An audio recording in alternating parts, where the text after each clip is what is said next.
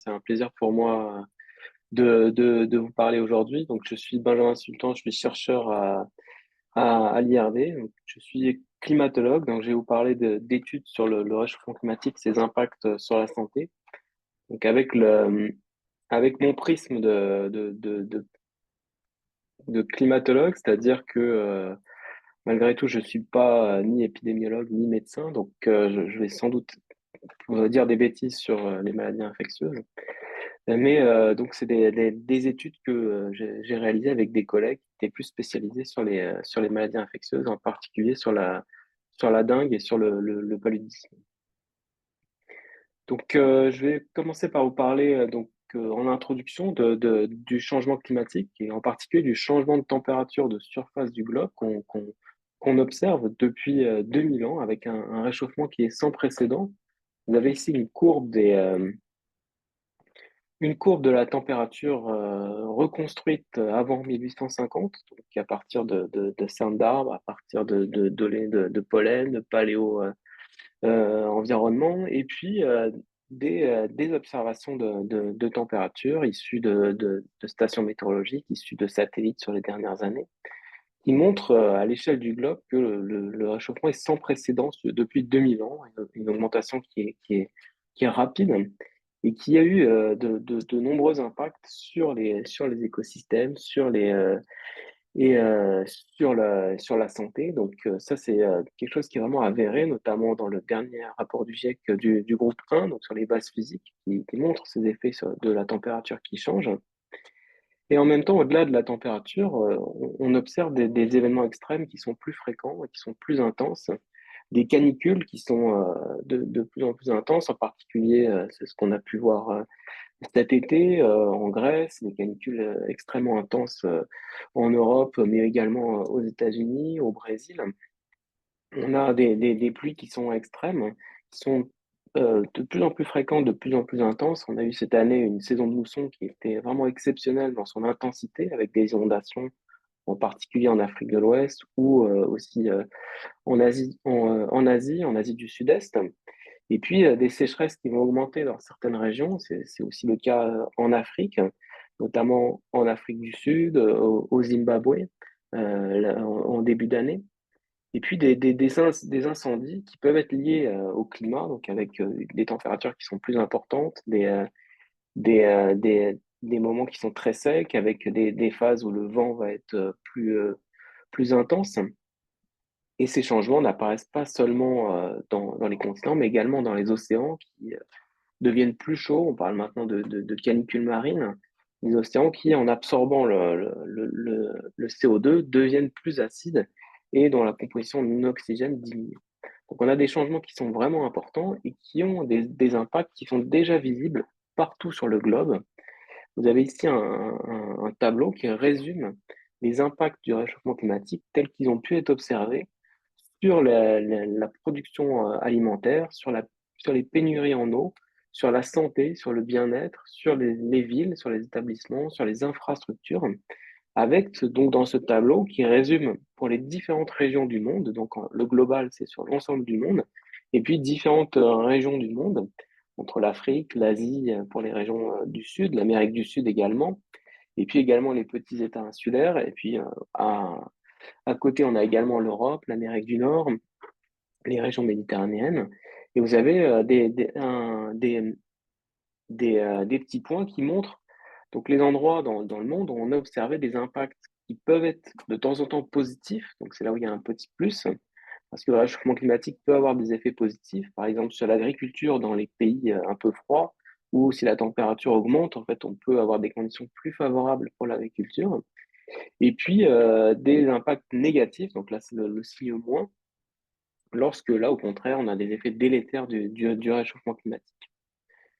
Donc, ce qu'on observe dans ce tableau, c'est une proportion plus importante d'avoir des effets négatifs, donc les signes moins, et puis des régions dans le monde, comme l'Afrique par exemple, où on n'a que des valeurs négatives, ce qui montre que le changement climatique a dans cette région-là que des effets négatifs Et en particulier, ici, sur les maladies, on voit sur l'impact sur la santé, sur le bien-être, les effets qui sont négatifs, même à l'échelle du globe, en réalité, sur les maladies infectieuses, sur la chaleur, sur la santé mentale, sur les déplacements de personnes. Donc, des impacts qui sont très délétères sur sur la santé. Et puis, moi, je vais vous parler aujourd'hui donc des maladies infectieuses, des impacts du réchauffement climatique sur les maladies infectieuses, en prenant comme exemple les maladies à vecteurs, donc qui sont transmises par un hôte, qui sont transmises par un vecteur, qui transmet donc un pathogène, ça peut être un virus, ça peut être un parasite, comme le cas du paludisme, et puis donc transmise à un hôte qui, dans le cas du paludisme, de la dengue, ça va être ça va être l'homme, l'hôte. Et dans ce système, on a des maladies transmises par des vecteurs qui sont très sensibles au climat à plusieurs niveaux. Donc, on a le pathogène lui-même. Sa survie va dépendre, et son taux de réplication va dépendre de conditions de température.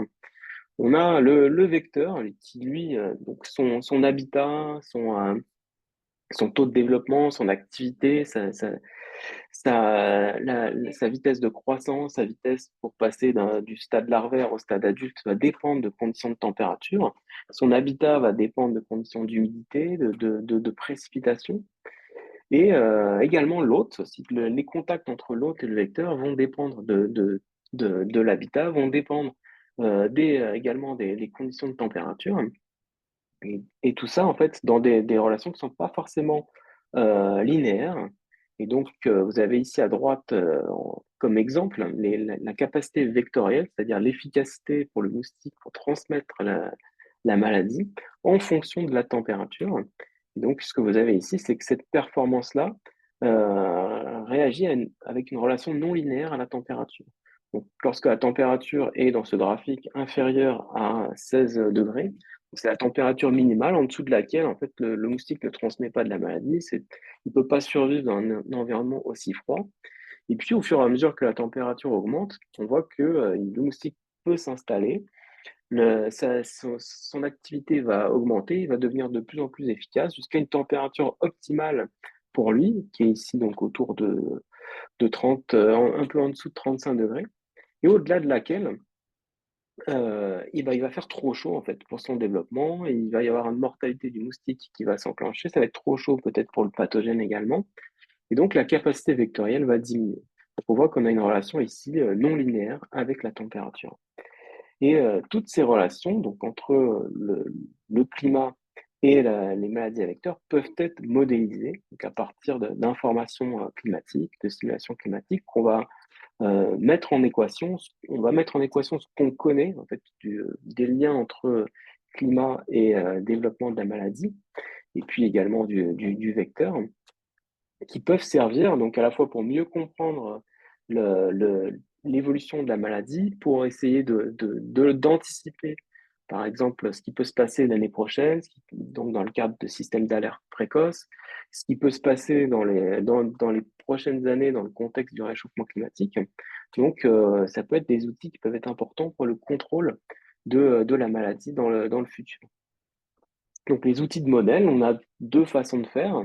Soit des modèles qui peuvent être plutôt statistiques, des modèles empiriques, qui vont partir, par exemple, de cas de la maladie, de cas de paludisme, de cas de dengue, qu'on va ensuite, ces cas, relier à des variables environnementales qui peuvent être sur l'habitat des moustiques, sur les sols, sur des variables climatiques. Et ensuite, donc, construire des relations statistiques qui peuvent être linéaires ou non linéaires, donc à partir de différents types de méthodes statistiques. Et ensuite, on va faire varier dans le futur les variables climatiques à partir des scénarios qu'on utilise dans les rapports du GIEC, regarder avec des faibles émissions, fortes émissions, comment vont évoluer dans le futur la maladie. Ça, c'est une première façon de faire. L'autre façon de faire va être d'utiliser des modèles plutôt mécanistes, donc à partir de processus qu'on connaît sur la maladie, donc en simulant des indicateurs de l'épidémie, donc qui sont basés sur notre connaissance de la propagation de l'épidémie, donc qui peut être les taux d'infection, qui peut être la mortalité des moustiques en fonction des températures, le taux de morsure qui va augmenter avec la température, et donc combiner tout ça, mettre tout ça en équation dans des modèles plus ou moins complexes pour évaluer les changements dans le futur de la maladie. Donc moi, je vais vous montrer aujourd'hui 2 exemples, de ces modèles mécanistes, dans les pays du Sud, donc en Asie du Sud-Est et au Sénégal, pour, 2 types de maladies, pour, de propagation de maladies à vecteurs, la dengue et puis, le paludisme. Donc je vais commencer par, vous parler de l'Asie du Sud-Est, donc à partir d'un 1er exemple. Donc, sur des projections, ici je vous montre les projections de température et de précipitations, en Thaïlande, donc en Asie du Sud-Est. Depuis, donc avec, l'historique des modèles, un ensemble de modèles, climatiques qui sont les modèles qui sont utilisés dans le dernier rapport du GIEC, le modèle CMIP6, avec en noir, donc c'est l'historique des modèles. Et puis, en rouge et en bleu, c'est les moyennes d'ensemble de 2 scénarios, d'émissions de gaz à effet de serre, le scénario SSP 585, 8.5, qui est le scénario où on a des fortes émissions de gaz à effet de serre, et puis le scénario 1.2.6, donc qui est le scénario qui, lui, est un scénario où on arrive à réduire drastiquement les émissions de gaz à effet de serre et réduire fortement, en tout cas atténuer fortement le réchauffement climatique. Donc là, c'est le scénario en bleu. Vous voyez qu'en termes de température, on a des différences assez marquées entre les 2 scénarios, avec malgré tout une augmentation des températures, quel que soit le scénario qu'on prend, que ce soit le scénario, on peut dire pessimiste ou optimiste, on a une augmentation des températures sur les 20 prochaines années, donc sur les 20 années qui suivent l'historique. Et puis ensuite, à partir de 20 ans après le début d'utilisation de ces scénarios-là, on voit des différences qui sont assez marquées en termes de température, des températures qui augmentent très très fortement avec le scénario le plus optimiste, le plus pessimiste, et au contraire, donc des températures qui arrivent à être atténuées et à être atténuées autour d'environ 2 degrés après l'historique. Par contre, donc en termes de précipitation, on voit que on a plus de mal à différencier les 2 scénarios, et puis on reste finalement assez proche de l'historique. On a l'impression que statistiquement, on peut voir une légère augmentation des précipitations, mais ça reste assez faible et sans commune mesure avec les changements en termes de température. Et en même temps, on voit également une forte variabilité d'un modèle sur l'autre, donc qui est montrée par la courbe enveloppe. Ici, c'est des moyennes multimodèles sur une vingtaine de modèles. Et vous voyez que pour les précipitations, on a des différences très marquées entre les modèles. Donc, on va utiliser ces simulations pour analyser la densité des moustiques qui sont des vecteurs de la dengue. Donc ici, on a 2 types de moustiques pour lesquels on avait des suivis entomologiques, donc qui ont été réalisés par l'Institut Pasteur au Cambodge et au Laos. Et on modélise en fait la distribution de ces moustiques, donc la densité des vecteurs, et en particulier la densité des vecteurs adultes femelles, puisque c'est ce qu'on appelle la densité agressive, c'est les moustiques qui piquent, donc qui sont responsables des maladies. On a 2 moustiques, l'Aedes aegypti, l'Aedes albopictus, qui ne sont pas tout à fait les mêmes moustiques, qui ne réagissent pas à des mêmes conditions de température. Et on va essayer, à partir d'observations et de modèles, à partir de ce qu'on connaît des modèles, donc ce qu'on connaît des moustiques, à partir de modèles mathématiques, simuler la densité des vecteurs, la répartition des différents moustiques. Et vous avez donc pour ces deux types de moustiques dans 2 régions, donc au Cambodge et puis au Laos, la répartition de ces moustiques mois par mois. Donc en bleu, ce sont les observations, et puis en rouge, donc les simulations. Donc vous voyez que on arrive à coller à peu près avec une densité vectorielle qui est très très forte ici en août-septembre, ce qui correspond à la fin de la saison des pluies au Cambodge. Et puis au Laos, une densité vectorielle qui est très forte ici de juin à octobre, qu'on arrive aussi à simuler avec le modèle et qui est aussi fortement liée avec les conditions de précipitation, donc la mousson dans cette région. Et donc, on va utiliser ces relations pour donc modifier les conditions de température et de précipitation qu'il y avait dans ces modèles, donc qui étaient basés sur des observations, et on va les remplacer par les simulations CMIP, les simulations CMIP6. Donc, on va prendre 9 modèles de climat et on va regarder. Donc, si on a des températures qui sont plus élevées, si on a des changements en termes de précipitation, comment ça va se traduire en termes de densité vectorielle? C'est ce que vous avez ici pour les deux types de moustiques, l'Aedes aegypti à gauche et puis l'Aedes albopictus à droite. Et vous voyez que dans tous les cas, on a une augmentation de la densité vectorielle, donc qui peut aller de 13% pour l'Aedes albopictus dans le cas des scénarios à faible émission de gaz à effet de serre, et puis jusqu'à 46% dans le cas de l'Aedes aegypti, en cas de forte émission de gaz à effet de serre. Donc une augmentation de la densité vectorielle agressive, donc ce qui est sans doute une mauvaise nouvelle pour la maladie, et particulièrement forte en cas de forte émission de gaz à effet de serre. Maintenant, quand on regarde dans le détail, donc ça je vous ai montré agrégé sur l'ensemble de l'Asie du Sud-Est et sur toute l'année. Mais quand on regarde sur des cartes, et puis quand on regarde sur des saisons particulières, on voit que ça peut être assez disparate et que la moyenne que je vous ai montrée, en fait, cache des disparités assez importantes. D'abord, ce qu'on peut voir, donc ici, je l'ai pris sur 2 saisons, donc avril, mai, juin, qui est la saison où c'est la saison du début de la saison de mousson, donc on a la densité agressive qui commence à être la plus importante. Et puis la saison plutôt froide, donc décembre, janvier, février, où d'habitude on a très peu de moustiques.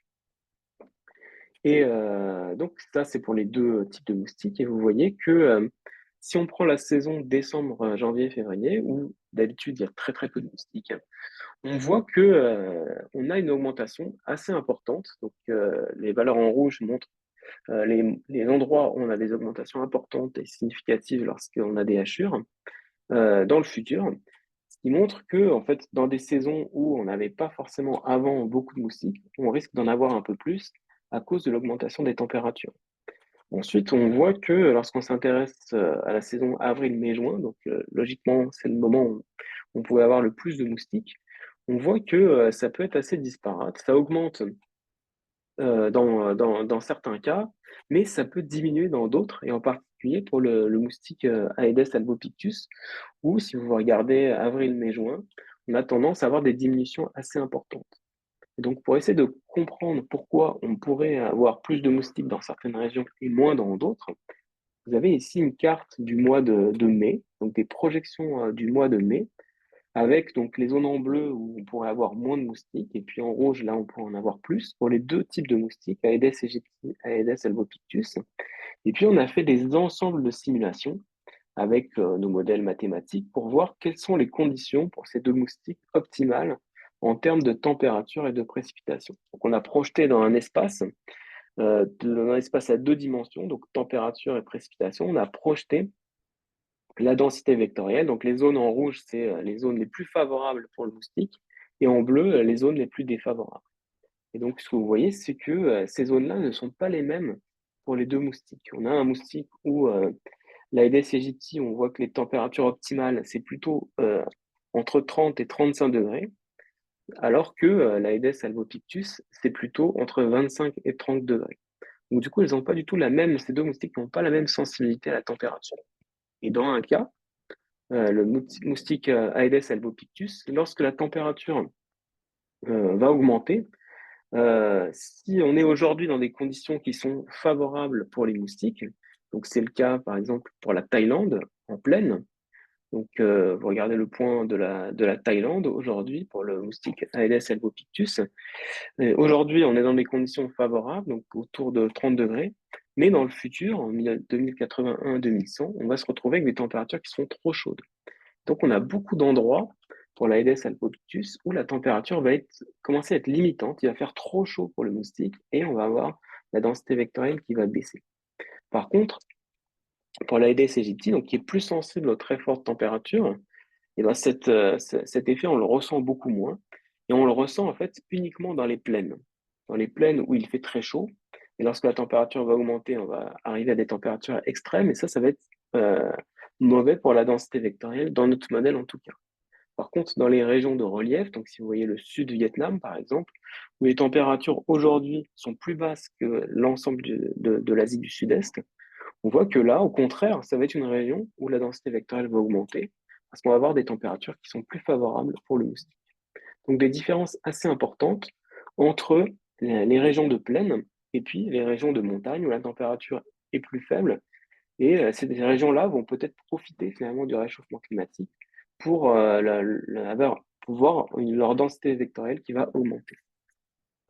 Donc ici, j'ai résumé en fait ce graphique-là en prenant tous les points donc, qui sont dans les régions de plateau, les highlands, et puis les régions de plaine, pour voir justement cette différence entre régions de montagne où la température est moins élevée et régions de plaine où la température est déjà élevée, où elle va commencer à être vraiment extrême et mauvaise pour la densité vectorielle. Et donc on voit clairement des différences entre les deux avec donc, notamment pour l'Aedes aegypti, donc les régions de montagne, les highlands, où la densité vectorielle va fortement augmenter, en particulier dans la région, dans le moment où, avant la saison de mousson. Donc maintenant, j'en arrive à mon deuxième exemple, l'exemple sur le Sénégal. Et au Sénégal, on a aussi, comme en Thaïlande et comme partout dans le monde, hein, une projection de température qui montre que le réchauffement va être assez important et d'autant plus important que les émissions vont être importantes. C'est ce qu'on voit ici, la différence entre la courbe rouge et la courbe bleue. On voit également que les 20 prochaines années, on a une superposition entre les deux scénarios. Donc, ça va vraiment se distinguer un peu plus tard.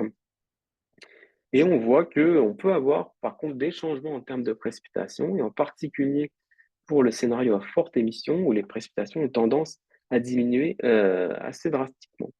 Ce qui n'est pas le cas pour le scénario à faible émission. Donc maintenant, quelles sont les conséquences de ces changements pour le paludisme, qui est un problème vraiment de santé publique au Sénégal, notamment pour une grosse cause de mortalité pour les enfants.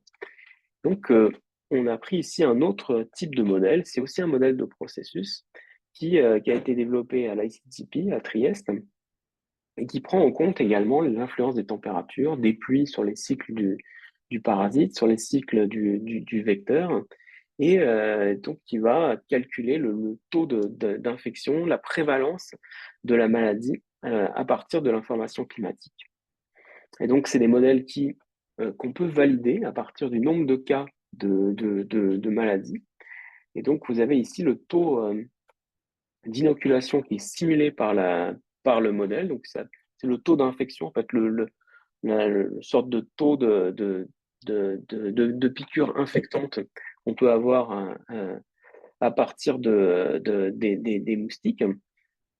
Donc, c'est la simulation en marron, et puis des observations en bleu de précipitation et en rouge de cas de paludisme qu'on a pu observer dans 3 régions du Sénégal: la région du nord, où la précipitation est plus faible, la région du centre, où elle commence à être plus forte, et la région du sud, où la précipitation est maximale.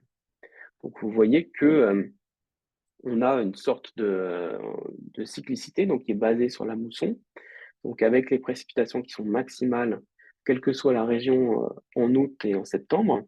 Ensuite, on a le taux d'infection qui va être le plus fort un mois après le pic des pluies, donc dans les simulations, et puis un mois après, le taux de cas de maladie qui sont déclarés, qui sont les plus importants.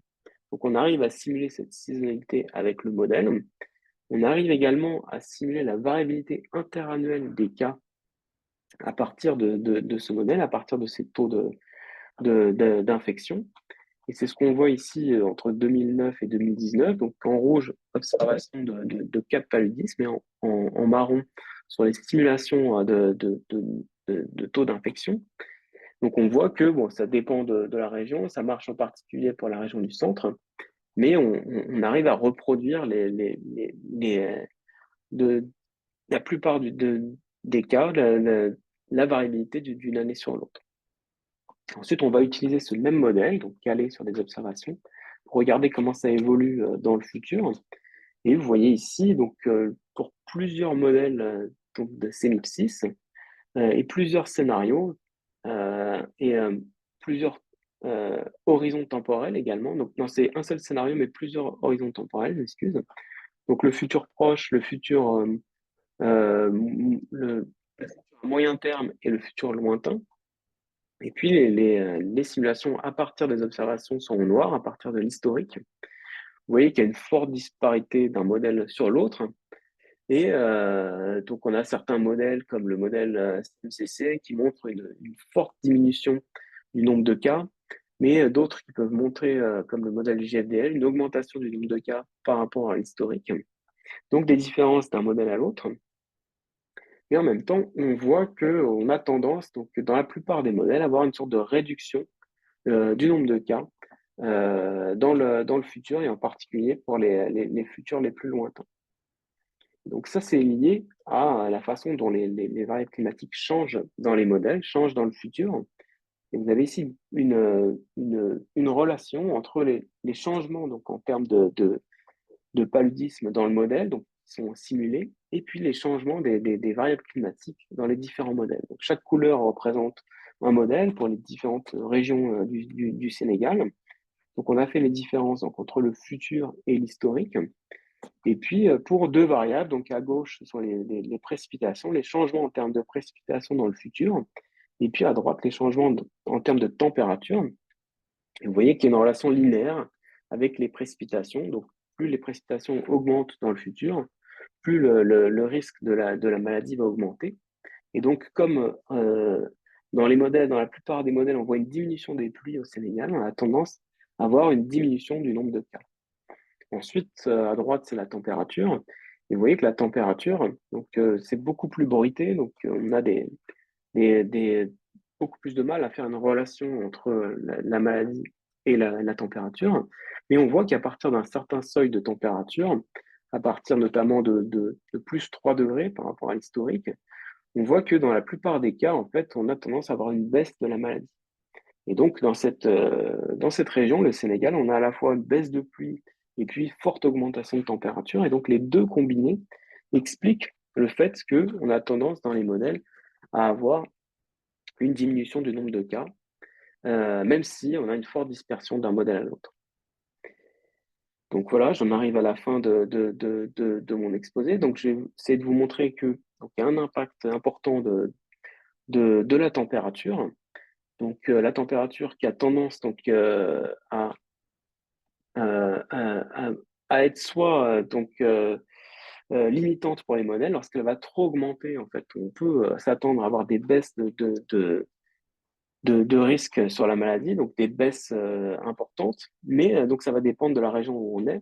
Donc si on est dans une région ici dans les tropiques où les températures sont très fortes, mais si on est dans des régions qui sont un peu plus hautes en altitude, on peut avoir au contraire des endroits où on pourrait avoir plus de moustiques. Et on a également les mi-saisons, donc les moments où il faisait un peu plus froid que la moyenne, où on risque de voir apparaître la maladie de manière plus importante.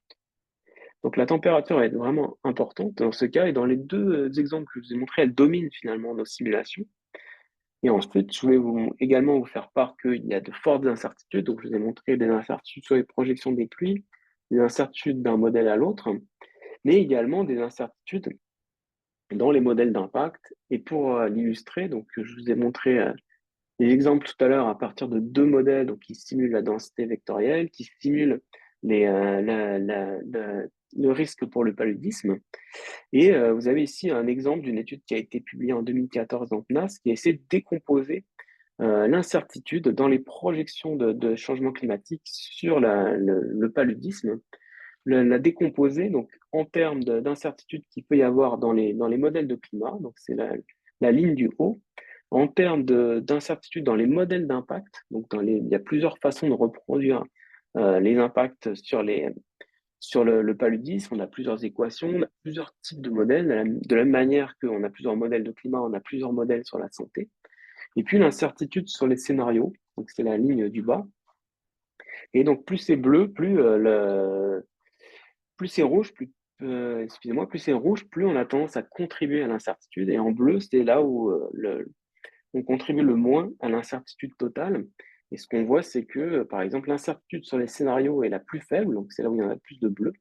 Et par contre, sur l'ensemble du globe, l'incertitude la plus importante, c'est celle sur le modèle d'impact, sur le modèle de santé. Donc, si on prend un modèle de paludisme ou on en prend un autre, on peut arriver à des résultats qui peuvent être complètement différents. Et dans les tropiques, on voit également, notamment en Afrique de l'Ouest, notamment en Amazonie, on peut voir également en Inde, on peut voir également une incertitude qui est assez forte dans les modèles de climat et qui peut aussi conduire à des incertitudes sur les impacts du réchauffement climatique. Donc, ce méfait de l'incertitude, ne pas oublier également l'effet des extrêmes. Donc, la plupart de ces modèles qui sont basés sur les réchauffements climatiques, donc les modèles qui anticipent le risque sur le paludisme, sur les moustiques, sont basés sur des valeurs moyennes de précipitation, de température. Et ce ne sont pas forcément les valeurs qui changent le plus dans les modèles de climat. Vous avez, pour l'illustrer, l'évolution des précipitations donc, que je vous ai montré tout à l'heure, les changements de pluie moyenne en Thaïlande et les changements en termes de maximal de précipitation. Et vous voyez que les deux sont un peu différentes. Sur la somme annuelle des précipitations, on ne voit pas trop de changements dans le futur. Et par contre, sur le maximum, donc sur les extrêmes, sur l'intensité des pluies, on voit des changements qui sont nettement plus marqués, quel que soit le scénario. Et ça, il faudra bien faire attention à prendre ça en compte dans les modèles d'impact, parce que ça peut être ça, en fait, qui peut conduire à des changements importants en termes de santé publique. Donc, ne pas oublier ces impacts. Attention également à la résolution. Donc, je vous ai donné des études à des échelles qui sont assez larges, celle de l'Asie du Sud-Est, à l'échelle de, de, de l'ensemble du Sénégal. Mais l'habitat des moustiques, c'est des habitats urbains à des échelles qui sont très fines, qui vont faire qui vont pondre dans des petits pots remplis d'eau, donc à des échelles extrêmement fines. Et c'est ça aussi qui peut conditionner ou non la survenue d'épidémies. Donc attention à réfléchir à des échelles trop agrégées, donc comme celle du changement climatique à l'échelle régionale, et alors qu'on peut avoir des processus qui se passent à des échelles bien plus fines. Et donc voilà, je veux juste conclure sur le fait que la plupart des projections que je vous ai montrées ont été rendues accessibles sur des plateformes ouvertes. Une plateforme qui a été développée au Vietnam montre toutes les simulations de changement climatique et les risques sur la santé pour plusieurs maladies en Asie du Sud-Est, qui est ici. Et puis une autre plateforme qui s'appelle ClimaSud, qui a été développée à l'IRD pour montrer justement les projections climatiques, pour les rendre plus accessibles, pour réaliser ce type d'études d'impact du réchauffement climatique sur la santé ou sur d'autres secteurs d'activité. Donc voilà, j'ai fini. Je veux juste remercier les différents collaborateurs de ces différentes études, donc à la fois des collaborateurs dans le domaine du climat, sur l'entomologie, et puis sur de la modélisation mathématique ou de la modélisation du paludisme. En fait, vous parlez des pluies, du changement climatique, et je me posais la question par rapport aux prédateurs qui pourraient avoir un impact aussi fort et la déforestation, puisque vous avez parlé du fait qu'en plaine, il y avait une aggravation. Donc, est-ce que ce serait pertinent d'associer à ces études l'évolution des prédateurs et de la déforestation par rapport au climat? Oui, oui, tout à fait, vous avez raison. Et en fait, il y a énormément de facteurs qui vont jouer sur la distribution des vecteurs, et dont effectivement la déforestation qu'on prend un peu en compte parce qu'on prend les états de surface dans notre modèle, c'est-à-dire qu'on prend les changements d'usage des sols. Donc, donc on peut avoir les effets sur le fait qu'on a plus ou moins de forêts ou qu'on peut avoir un accroissement des villes. Donc, on le prend en compte de manière un peu indirecte. Et malgré tout, comme vous dites, en fait, ça peut passer par les prédateurs, donc on va pas inclure dans ces modèles. Ça peut passer par énormément de facteurs en fait, qui vont expliquer le fait que les moustiques vont s'installer dans un endroit ou dans un autre. Et donc le climat, c'est vraiment un facteur parmi énormément d'autres.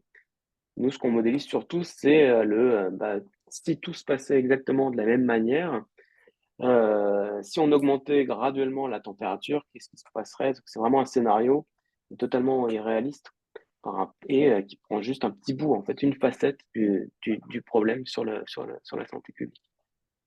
On a une question de Philippe Quirion. Voilà, merci beaucoup Benjamin. Dans quelle mesure serait-il utile de modéliser conjointement les différents types de moustiques dans le cas de l'Asie du Sud-Est? Sont-ils en compétition? Oui, c'est vrai que nous, on l'a regardé de manière séparée, donc on les a fait de manière Ouais, c'est pareil et c'est vrai que c'est leur compétition qui fait qu'on peut avoir la survenue ou non de grosses épidémies. Et donc, effectivement, ça peut être une perspective très intéressante de les avoir de manière conjointe, d'autant que leur saisonnalité n'est pas tout à fait la même. Et même dans le cas du paludisme aussi, on peut avoir des vecteurs différents, donc ils vont piquer pas forcément à la même heure. Donc, ça peut être une question qui est très importante d'inclure cette compétition entre nous. La relation entre augmentation des pluies et augmentation des cas de paludisme est-elle toujours linéaire de la part de Aïda Diong-Nyang? Euh, En fait, nous, ce qu'on voit, c'est que dans les modèles, elles semblent être assez linéaires, donc en montrant que plus on a des précipitations, plus on va avoir une humidité qui va être importante, et plus on va avoir un risque sur le paludisme qui va augmenter. Et donc, ensuite, à grande échelle, quand on intègre ça sur les projections futures, on se retrouve avec des cas où plus les précipitations augmentent dans les modèles de manière linéaire, plus on va avoir des cas de paludisme qui vont augmenter. Et c'est surtout modulé par les effets de température. Lorsqu'on a des températures qui sont trop fortes, ça va limiter le nombre de cas. Et après, ça reste à des échelles qui sont assez macro et ça prend pas forcément en compte aussi la distribution des précipitations, donc le moment où il va pleuvoir, l'intensité des précipitations qui, elle, à petite échelle, va avoir un impact extrêmement important en fait, sur la distribution du paludisme. Et donc, on peut avoir par exemple, lorsque les précipitations surviennent de manière intermittente, on peut avoir la création de grandes mares qui vont être favorables aux épidémies, ou alors quand il pleut de manière continue, on va pas avoir ce type de changement dans l'état de surface, et donc on va avoir des pluies qui vont plutôt au contraire s'infiltrer, et on aura mécaniquement peut-être moins de paludisme que dans le cas de forte intensité des pluies. Donc ça, effectivement, c'est pas forcément tout le temps linéaire, mais ce qu'on voit malgré tout, c'est une relation linéaire à l'échelle macro sur les projections de changement climatique.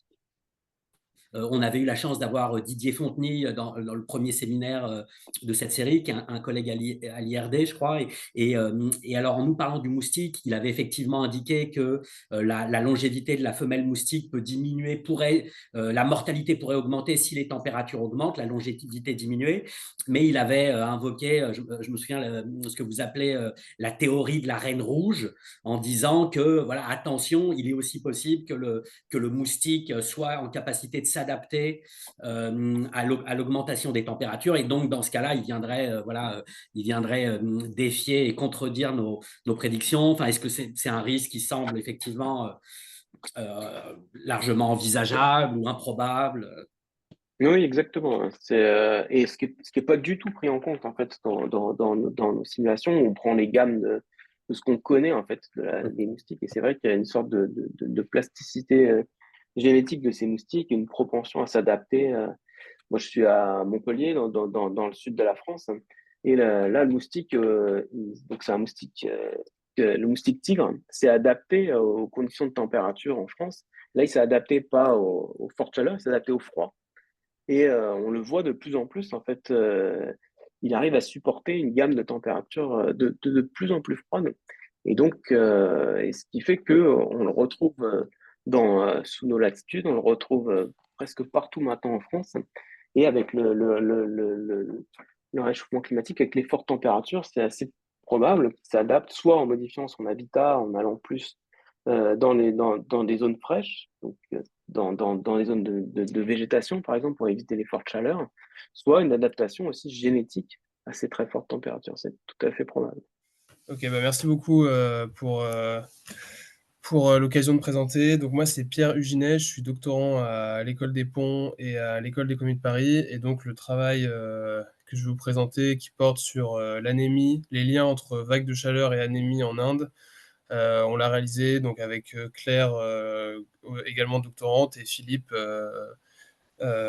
professeur au CIRED et à l'École des Ponts.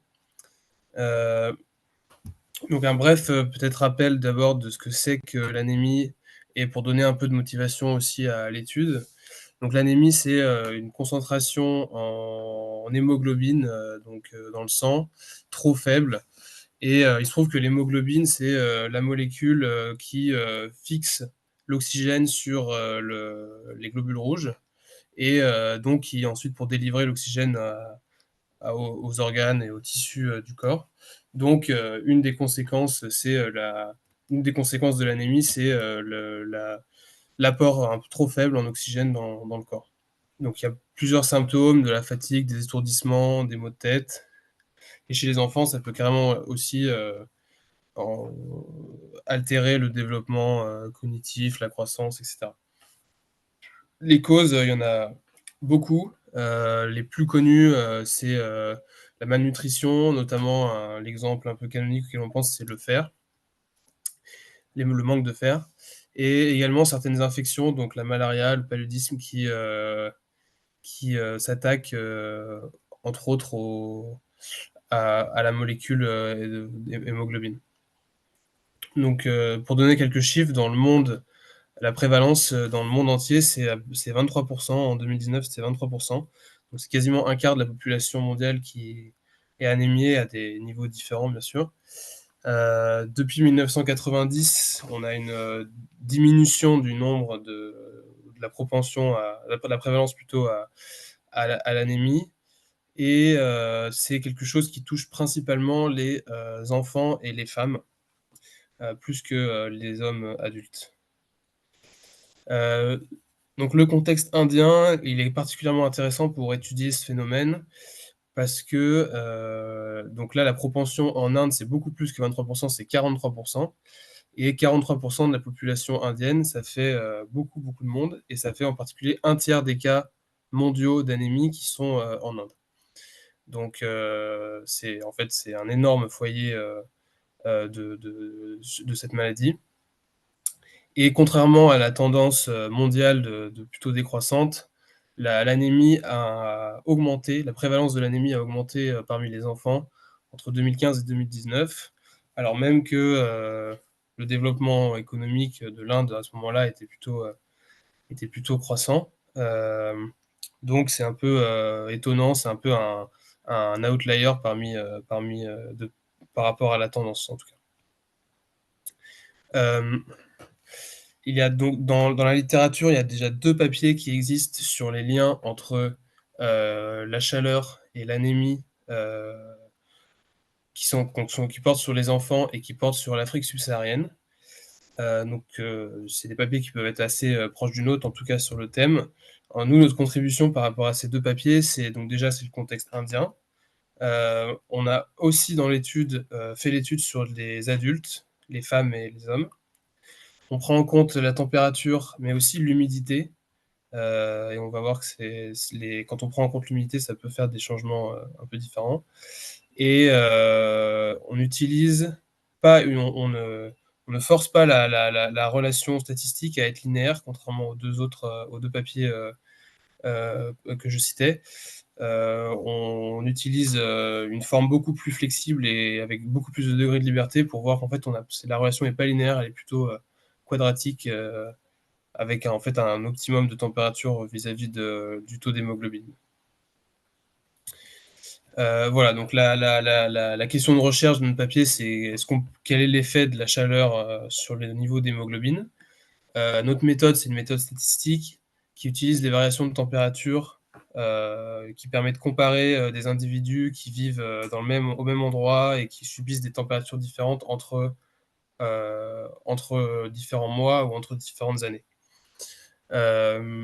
Donc voilà, les résultats, donc c'est ce que je disais juste à l'instant, on trouve une relation inverted U-shape, c'est en gros quadratique vers le bas, entre l'hémoglobine, le niveau d'hémoglobine et la température. Donc on a aussi une relation négative significative statistiquement entre l'anémie et l'exposition à la chaleur, donc pour les fortes températures. Et on a quelques éléments de preuve que le mécanisme derrière ça, c'est d'une part l'exposition à la malaria qui augmente avec la température, et des effets directs de la température directement sur le corps, et donc qui crée l'anémie. On ne voit pas d'effet on n'a pas d'évidence que l'effet passe par un changement de nutrition dû à la chaleur. Et finalement, on propose une estimation du coût d'1 degré supplémentaire qui crée de l'anémie, donc uniquement par ce channel-là, qu'on estime avec pas mal d'hypothèses, qu'on donne à 1,6 milliard de dollars pour 1 degré supplémentaire, uniquement à cause de l'anémie.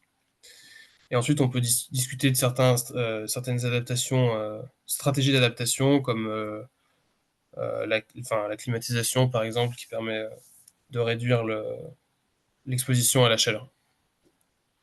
Voilà, en bref. Donc, je commence par vous présenter les données qu'on utilise.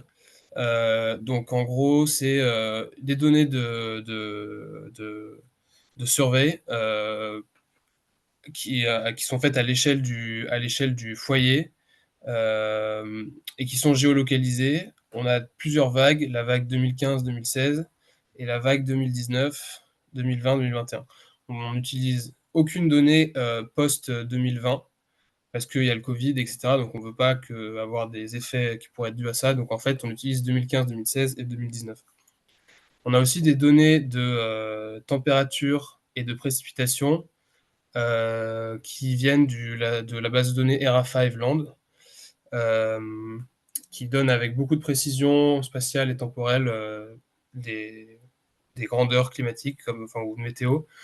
Et donc, nous, on utilise la température de Rosé, la dew point température, qui va nous permettre de calculer l'humidité et les précipitations. Et on a aussi des données sur la prévalence de la malaria, qui, elles, c'est des données officielles indiennes, qui donne donc la prévalence, mais c'est au niveau du district, donc c'est très, très agrégé spatialement par rapport au reste des données. Donc pour les données de survey, donc les données sur les individus, on a pas mal d'informations sur les individus. Donc déjà, en termes de nombre d'individus échantillonnés, on voit qu'on a vraiment beaucoup, beaucoup de femmes, 900 000 individus, plutôt beaucoup d'enfants et un peu moins d'hommes. Donc c'est plutôt, disons qu'on a beaucoup, beaucoup plus de pouvoir statistique sur les femmes. Et donc pour chacun de ces individus, on a le niveau d'hémoglobine, donc qui est en grammes par litre, c'est vraiment une concentration. Et on a également, donc ça c'est une mesure continue du niveau d'hémoglobine, on a aussi une mesure discrète qui est le statut anémique, donc pas anémié. Et ensuite il y a différents niveaux, il y a l'anémie pas douce mais légère, l'anémie modérée et l'anémie sévère. Donc on peut distinguer, donc ça c'est des seuils sur le niveau d'hémoglobine qui permettent ensuite de donner ce statut. Et ces seuils-là, c'est des seuils, c'est pas nous qui les avons choisis, c'est des seuils donnés dans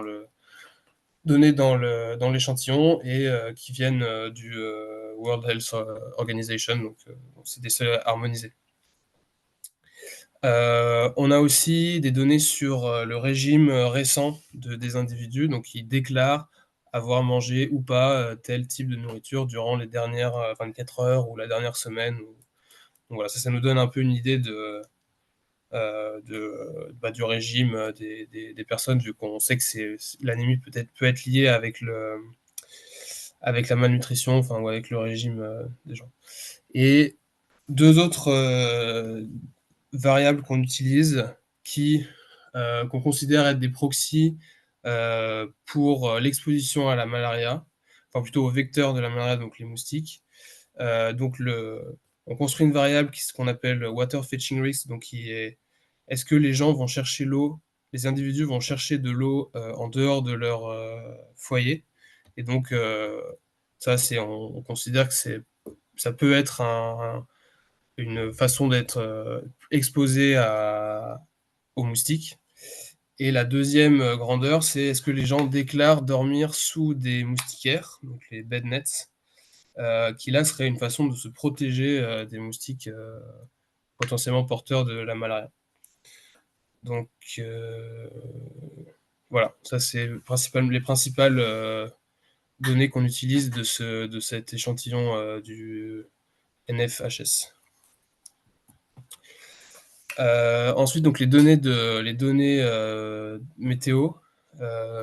données climatiques plutôt, on a donc c'est la base ERA5 Land, qui est donc un produit de réanalyse. Donc c'est des modèles atmosphériques couplés avec des observations de stations. Donc là, on a des données à l'échelle temporelle. La résolution temporelle, c'est 1 heure. Donc on a des données toutes les heures pour l'année 2015, par exemple. Et la résolution spatiale, c'est des pixels de 0,1 degré. Donc ça, c'est à peu près 11 km, 10-11 km à l'équateur. Donc c'est assez précis même dans l'espace et dans le temps, c'est même très très précis. Donc on a vérifié que ces données de température étaient bien en accord avec d'autres données d'observation de stations qu'on a trouvées en libre accès. Et on a des très bonnes corrélations. Donc des fois, il y a des doutes qui sont un peu émis sur la qualité des données, surtout à des échelles aussi fines. Donc on a vérifié, on a plutôt une très bonne corrélation. Donc avec ces données, donc je disais tout à l'heure, de température, d'humidité, on construit un indice de température humide. Donc c'est la wet bulb temperature, c'est la température thermomètre mouillé, qui est un indice composite entre température sèche et température sèche et humidité relative. Donc il y a une formule pour la calculer à partir de ces deux grandeurs. Et ça nous indique les effets combinés en fait de température et d'humidité, humidité relative. On voit par exemple que la température sur ces cartes, la température sèche, elle est donc là c'est les 4 saisons indiennes, hiver, été, mousson le kharif et post-mousson le rabi. Et donc on voit que les températures sèches sont très fortes en été déjà, alors qu'elles ne le sont pas forcément pour les températures humides. Et les températures humides, elles, commencent à être vraiment hautes plutôt dans la saison de mousson. Donc quand il y a la combinaison haute température et haute humidité. Donc c'est un peu des phénomènes, ils sont liés un peu, mais pas dans le temps, on voit des pics différents.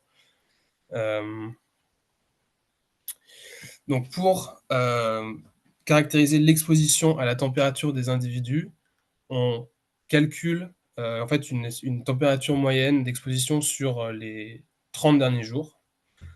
Donc pour chaque segment de 1 degré, on compte pour chaque individu le nombre d'heures que cet individu a passé dans ce segment de 1 degré dans les 30 derniers jours. Donc c'est ça pour un segment de 1 degré petit b, donc par exemple entre 15 et 16 degrés, on compte le nombre d'heures que l'individu passe dans ce segment et on somme tout ça en multipliant par la valeur du segment en question et on renormalise par le nombre d'heures totales. Donc en fait, ça revient à calculer une exposition moyenne. Donc c'est par rapport aux 30 derniers, c'est les 30 derniers jours, les 30 jours avant la date où on a le prélèvement sanguin qui nous donne l'hémoglobine. On a la date exacte et le lieu aussi où a été fait l'échantillonnage. Donc cette température qu'on appelle TIN, avec N l'individu et N le nombre de jours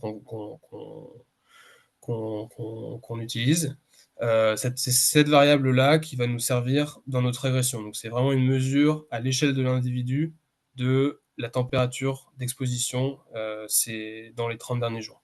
Donc évidemment, c'est une mesure de la température, on aurait pu en prendre plein d'autres. Déjà, pourquoi 30 jours? On aurait pu faire choisir une autre durée d'exposition. Donc on fait des tests de robustesse ensuite en changeant dans nos régressions la variable qu'on utilise. On utilise d'autres variables, donc par exemple d'autres temps d'exposition, 10, 20, 30 jours.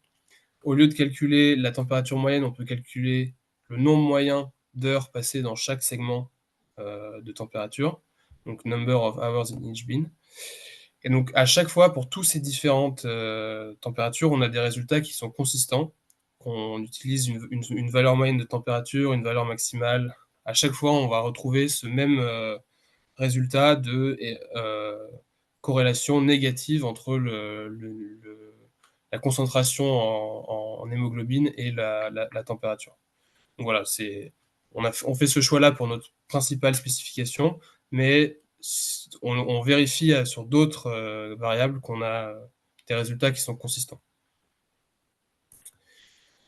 Donc, pour donner un peu une intuition du résultat qu'on va trouver par la suite, on trace ces graphiques-là.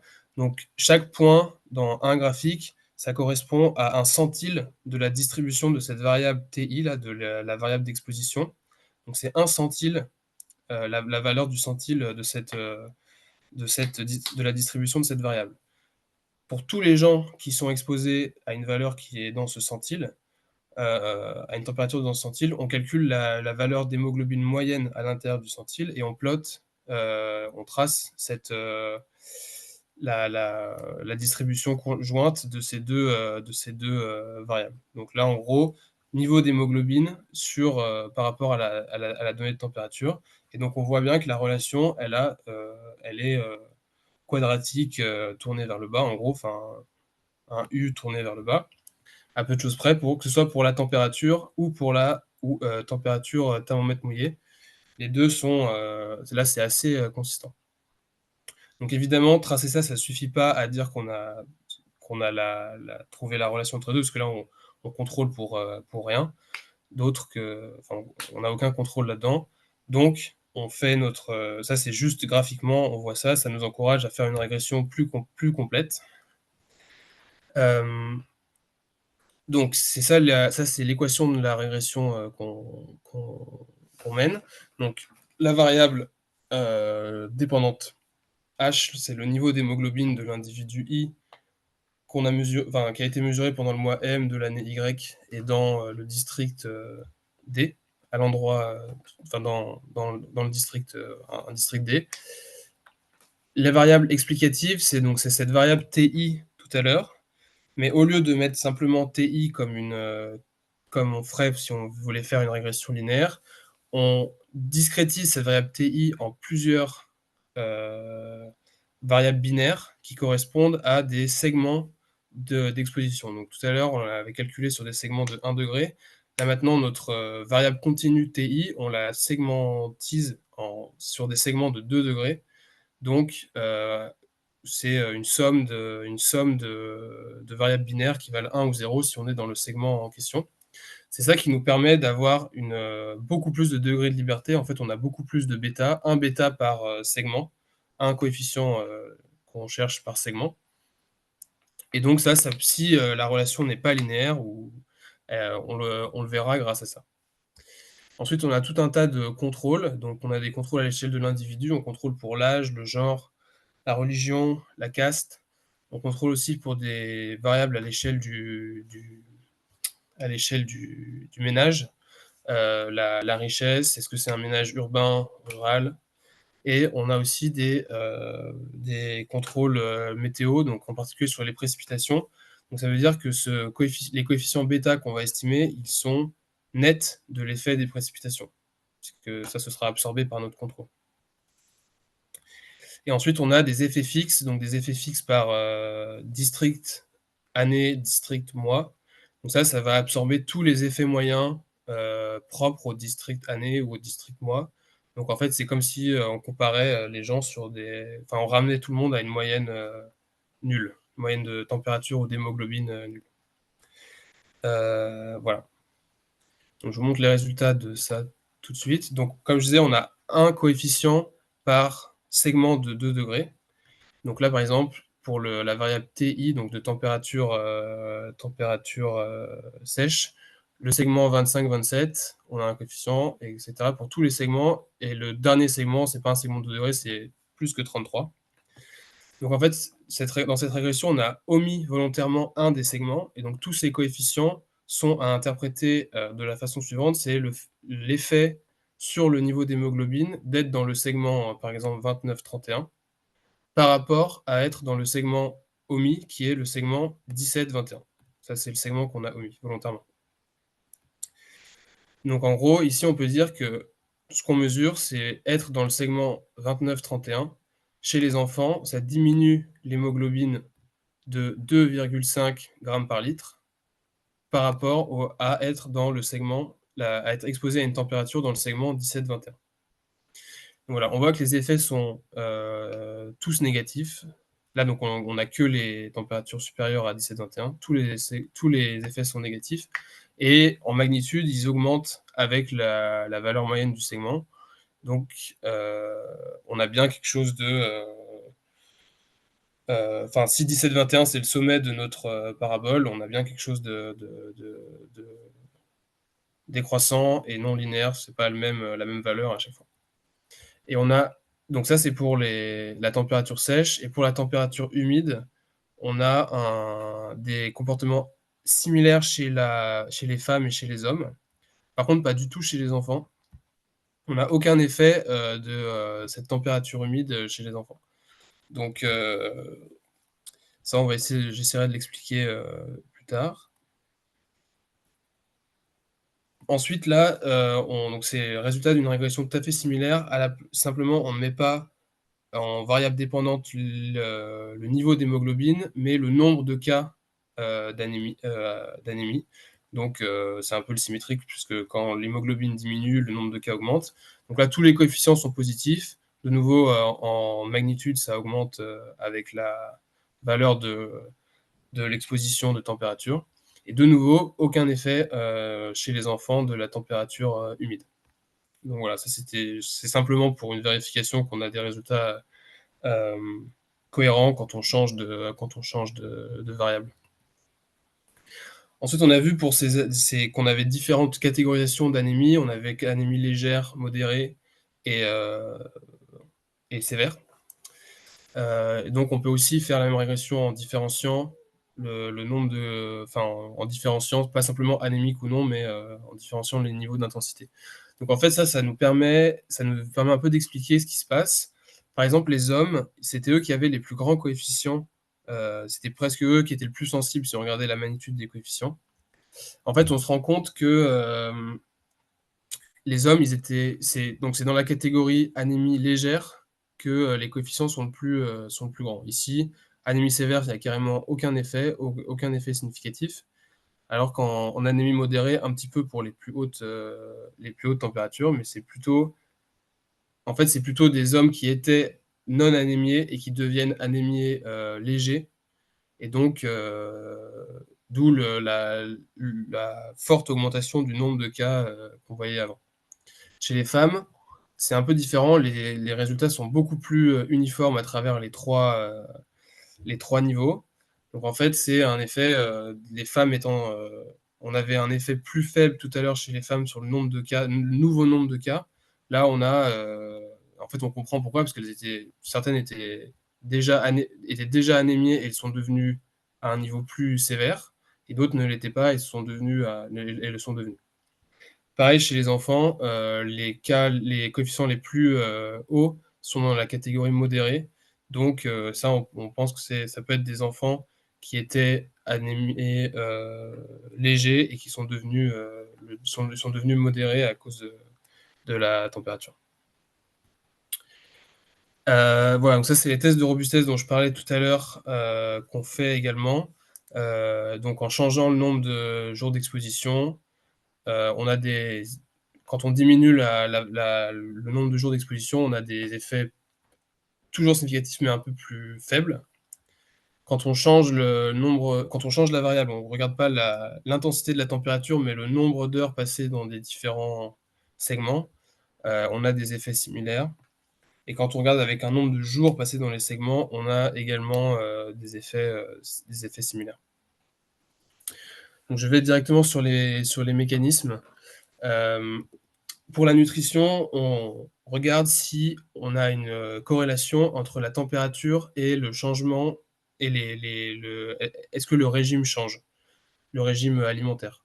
On voit qu'on n'a quasiment pas d'effet. Donc, on conclut que la température ne fait pas, dans notre échantillon en tout cas, ne fait pas changer le régime alimentaire. Donc, ça n'explique pas notre résultat. Quand on fait la régression, en contrôlant cette fois pour le régime, ce qu'on ne faisait pas avant, les résultats sont similaires. Donc, rajouter cette variable régime ne change pas l'effet de la température sur l'anémie. On regarde sur d'autres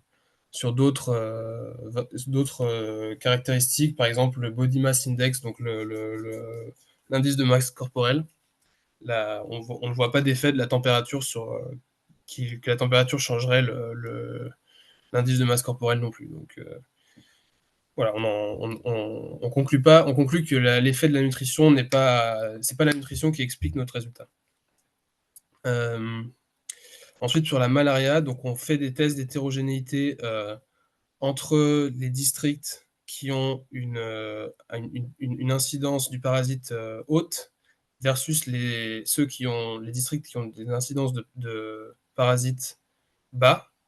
Et on voit qu'on a un effet plus haut dans dans les districts qui ont un API haut. Donc là, il y a une corrélation avec l'incidence du parasite. On a aussi un effet un peu plus bas. Les effets sont moins marqués chez les gens qui utilisent une moustiquaire pour la nuit. Donc, en gros, qui se protègent de l'exposition au vecteur. Et pour les effets directs, donc là, c'est vraiment directement, est-ce que les gens qui ont par exemple, sur le premier point, est-ce que les gens qui ont la climatisation sont moins anémiés que les autres? On a effectivement un effet un peu plus bas chez ceux qui ont l'air conditionné. Chez les gens plus riches, l'effet est similaire, il n'y a pas vraiment de distinction entre les niveaux de richesse et entre les différents métiers non plus.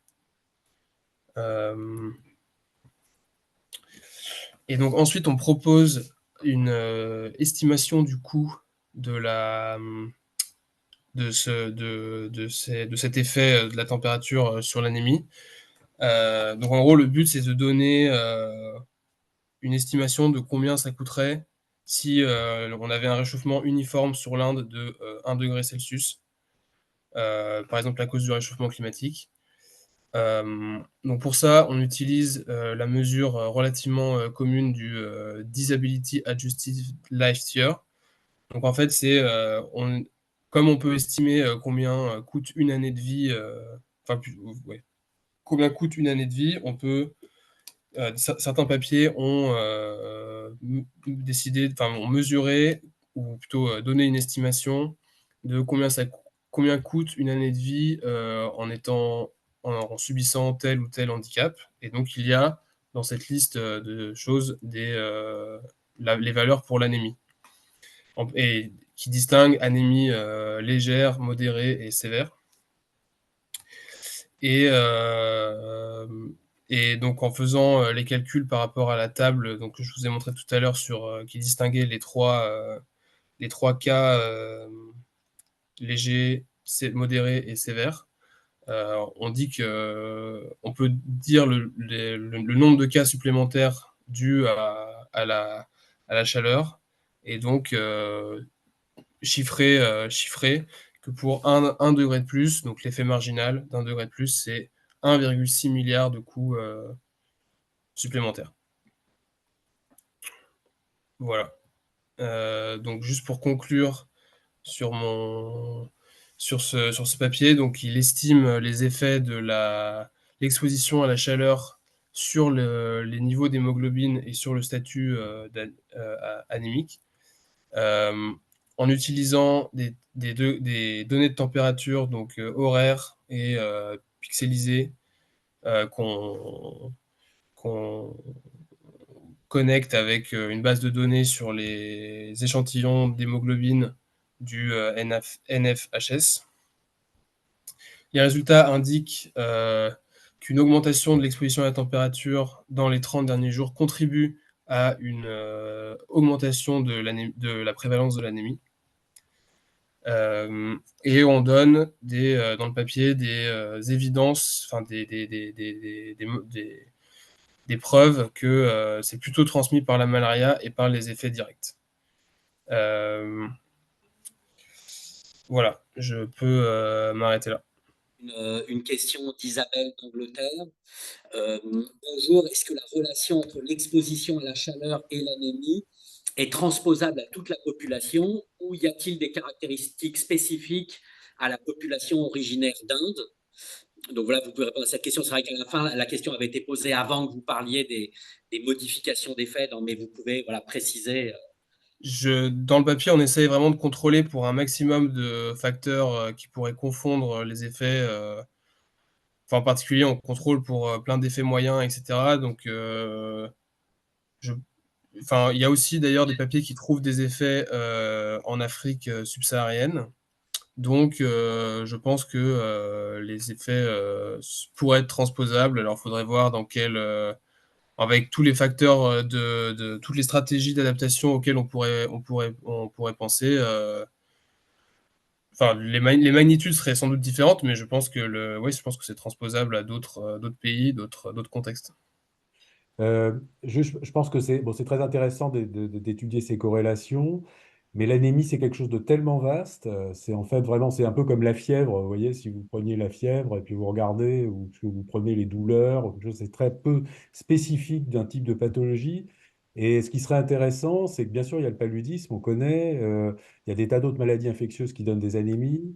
Il y a effectivement est-ce que ça pourrait être dû, par exemple, au fait que la température s'élève? C'est une hypothèse comme ça, j'ai aucune idée, hein, mais sur les maladies chroniques, par exemple, un problème d'accès aux soins qui serait éventuellement perturbé par des fortes températures, des dysfonctionnements du système de soins, des choses comme ça. Vous voyez, ça paraît être c'est un indicateur de quelque chose, mais Mhm. on veut aller un peu plus loin. Je pense qu'il faut essayer je ne dis pas vous, enfin des gens qui font des études là-dessus, essayer d'avoir des données un tout petit peu plus fines que anémie, quoi, parce que anémie, c'est vraiment quelque chose de très, très, très général et très peu spécifique, en fait, d'un problème de santé. Donc, voilà, c'est juste une remarque comme ça, et je conçois tout à fait que ce soit compliqué d'obtenir ces données. Et en même temps, le sujet est très intéressant, mais voilà, c'est. Et juste pour compléter, oui, donc peut-être qu'un autre facteur à examiner, c'est de voir si les personnes souffrent de maladies chroniques par ailleurs. Donc, malheureusement, bon, c'est toujours rapide ces présentations. On n'a pas pu bien voir tous les modèles, notamment donc quand vous examinez le rôle de la prévalence de la malaria dans la zone ou le fait d'utiliser une moustiquaire, c'est bien des modifications d'effets, si je comprends bien, que vous avez déterminé. Vous avez regardé comment l'effet des températures se différenciaient dans des sous-groupes, zones avec plus ou moins de malaria, ou voilà, le fait d'utiliser une moustiquaire ou non. Est-ce que ces facteurs ont également été rentrés comme des variables explicatives dans les modèles et étaient associés au taux d'hémoglobine et à la présence d'une anémie ou... Oui, oui, exactement. C'est effectivement ça, je vous confirme. C'est bien une étude hétérogène entre les gens, entre les endroits où, par exemple, entre les gens qui utilisent une moustiquaire versus ceux qui n'utilisent pas de moustiquaire. Oui, après, on rentre la variable comme variable explicative. On rentre la variable en question et l'interaction avec la température dans la régression. Et, euh, je ne crois pas qu'il y ait de corrélation particulière. Enfin, c'est l'interaction, entre autres, enfin, qu'on a regardé, quoi. Je rebondis sur ce que dit Pascal Astagno, sur les types de maladies chroniques qu'on pourrait regarder, parce que ça, on peut trouver des données au niveau district, sans doute assez facilement, au-delà du paludisme. Mm. Et puis peut-être une liste de maladies dont souffrent les personnes. C'est peut-être aussi quelque chose qui est collecté au niveau individuel, ce qui là serait, c'est au niveau individuel que ça serait, Mm. si c'est dans l'enquête. Bah, enfin, on va regarder l'enquête un peu plus. On peut regarder l'enquête plus précisément là-dessus, mais c'est vrai que ne serait-ce que d'avoir la prévalence au niveau du district de certaines maladies chroniques, ça permettrait de refaire ces analyses hétérogènes dont on parlait juste maintenant. Parce que malheureusement, on n'avait pas les données au niveau individu sur le paludisme. Donc, bonjour à toutes et à tous. Et je remercie les organisateurs de ce séminaire de m'avoir donné l'opportunité de partager avec vous quelques réflexions autour de la relation température-mortalité en Afrique. Alors, comme vous pouvez le voir, le titre a un peu changé par rapport à celui qui était proposé qui est indiqué dans le programme. Il se veut toujours un peu provoquant, car souvent en Afrique, le stress thermique n'est pas perçu comme un enjeu de santé publique. Et c'est bien ce point que je voudrais évoquer avec vous. Il faut dire qu'au moment où l'IRD s'engageait dans le projet ACASIS, c'est-à-dire un projet qui étudiait les vagues de chaleur et leurs impacts sanitaires en Afrique, c'est-à-dire soit au début des années 2010, la littérature scientifique, en un peu, les ouvrages de médecine, beaucoup, l'opinion publique aussi, admettaient que la forte chaleur n'induisait des problèmes de santé que pour les populations non habituées au climat chaud, résidentes sous des latitudes septentrionales, par exemple. Concernant les populations africaines, les médecins alors essayaient d'expliquer cette situation, cette anomalie, en parlant volontiers d'acclimatation ou d'acclimatement. Alors, si j'y reviendrai sur ces notions dans le cours de la présentation. Mais si ce stéréotype culturel tente à s'atténuer avec l'augmentation des connaissances sur le dérèglement climatique et sur ses impacts, il reste encore fortement ancré pour l'Afrique en raison d'un manque de données de preuves probantes. Je dirais aussi qu'il n'y a pas de traces visibles des vagues de chaleur, comme il y en a pour d'autres catastrophes, les méga-feux, les incendies, les inondations. Et tout cela entraîne une faible prise de conscience des populations, des autorités médicales et des autorités politiques sur cet enjeu pourtant réel, cet enjeu sanitaire pourtant réel. En outre, cette croyance, je dirais, qui est généralisatrice, occulte la variété des climats en Afrique et la diversité des adaptations physiologiques et culturelles à la chaleur. Or, tous les Africains ne sont pas égaux face à la chaleur extrême. Donc, cette présentation, je vais essayer de passer à travers toutes ces généralités, mais aussi de m'appuyer sur l'exemple du Sénégal rural pour apporter de nouvelles preuves sur la vulnérabilité de certaines populations d'Afrique à la très forte chaleur, en évoquant avec vous, encore une fois, la question du paludisme qui a déjà été évoquée dans les deux précédentes communications. Donc, je dirais, pour commencer dans cette première partie, que l'Afrique n'est ni à l'écart du réchauffement climatique, ni épargnée par les impacts de celui-ci sur la santé humaine. Alors, ça peut paraître une évidence pour les spécialistes, ça l'est parfois moins pour différentes autorités, pour l'opinion publique, autorités médicales ou autorités politiques.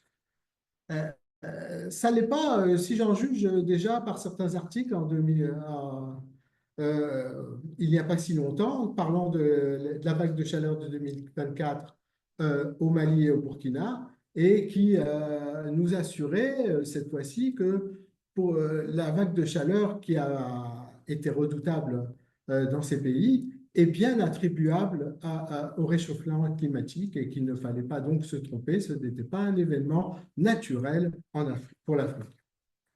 Donc, on reste avec cette idée que voilà, le réchauffement climatique et en tout cas la chaleur extrême n'est pas quelque chose d'exceptionnel. Pour illustrer ça, je reprendrai certaines choses qui ont été dites notamment par Benjamin.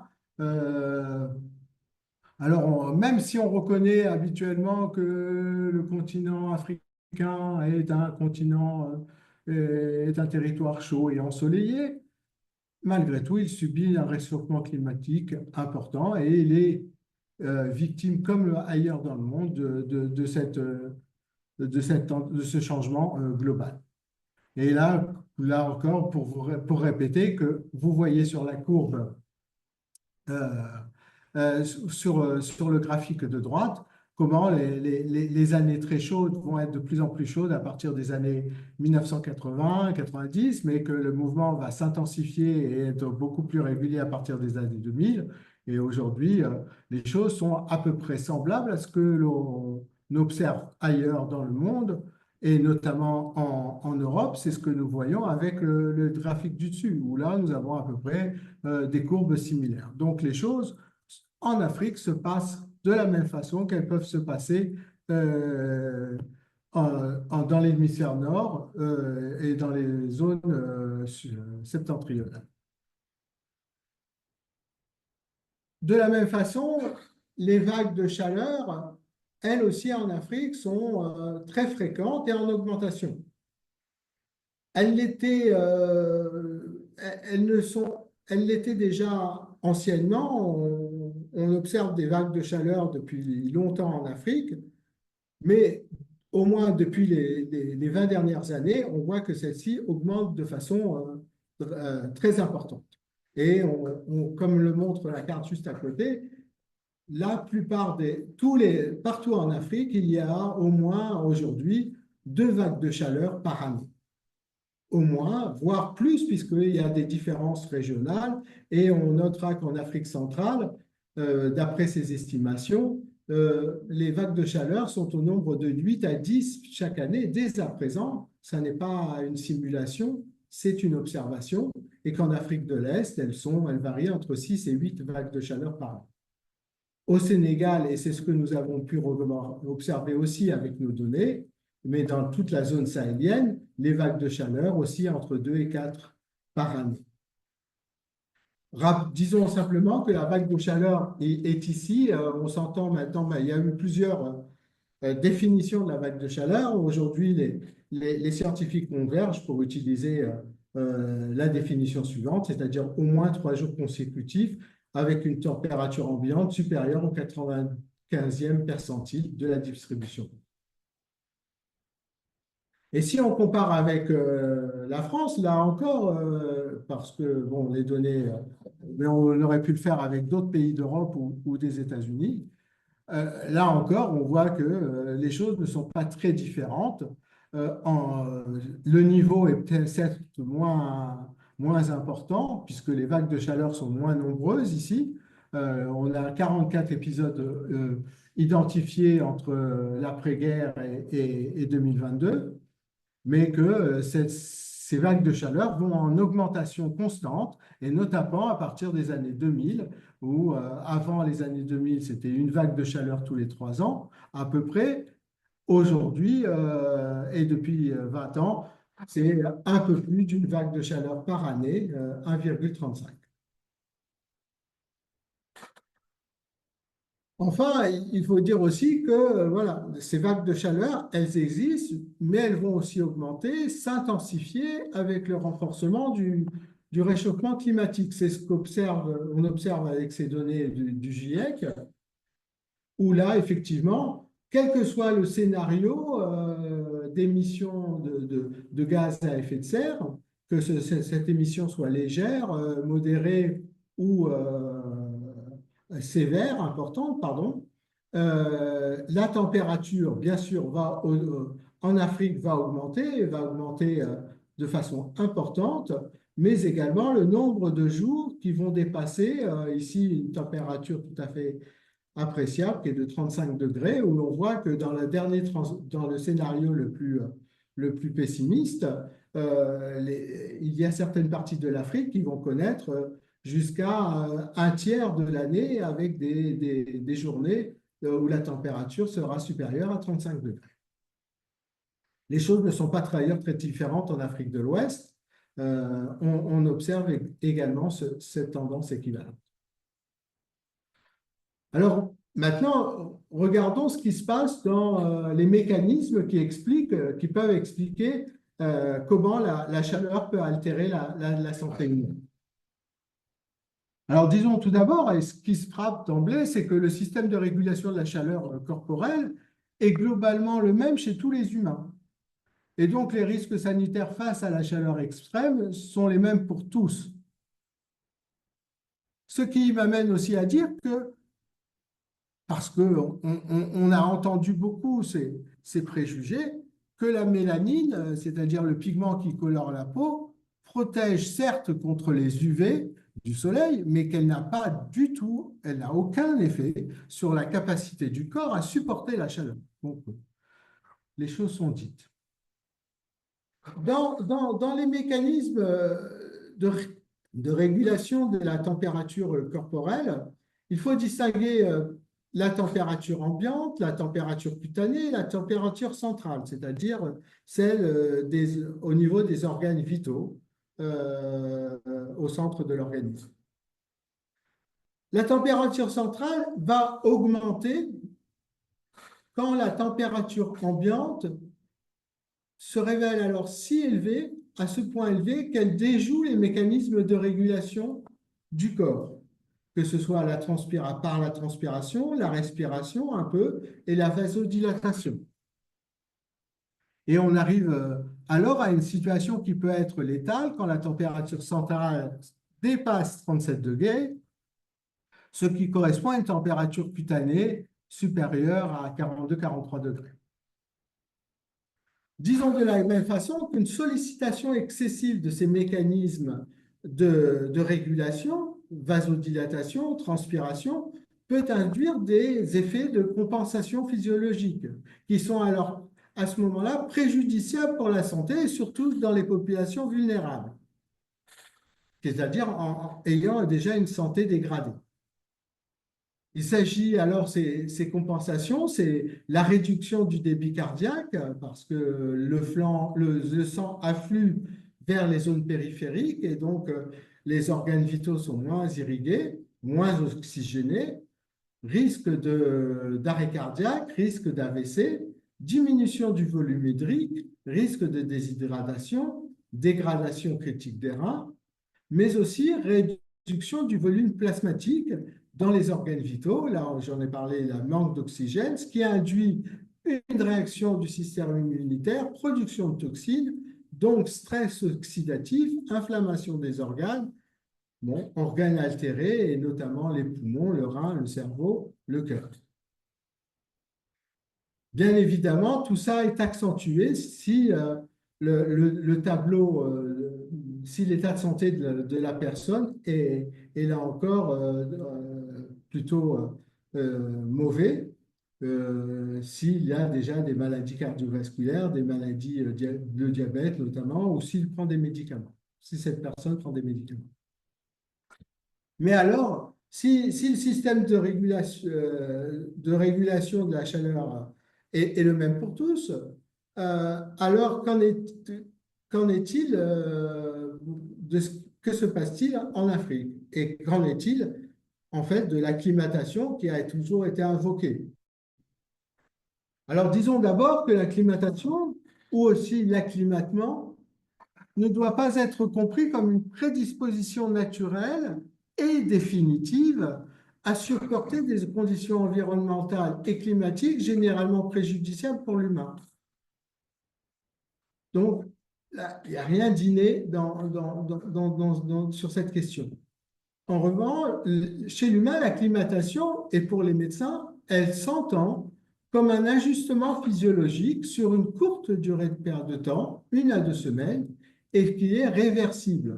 C'est-à-dire que si nous nous sommes acclimatés à la chaleur, dès l'instant où nous quittons l'environnement thermique, nous changeons d'environnement thermique pour un environnement plus froid, à ce moment-là, notre acclimatation disparaît et nous perdons cet avantage.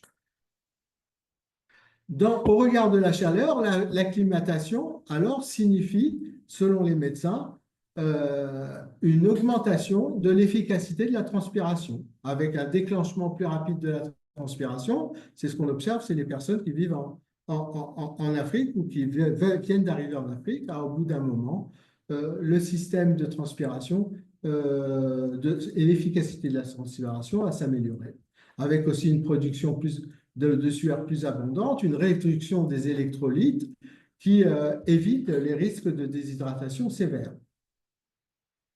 De la même façon, on peut dire, ça c'est pour l'adaptation physiologique, mais il y a aussi des adaptations plus culturelles, je le rappelle. Les populations vivant dans les pays chauds sont mieux acclimatées à la forte chaleur parce qu'elles développent des comportements de protection, des habituations qui réduisent l'inconfort thermique, vêtements légers, on ajuste les heures d'activité, on habite dans des logements mieux adaptés à la chaleur.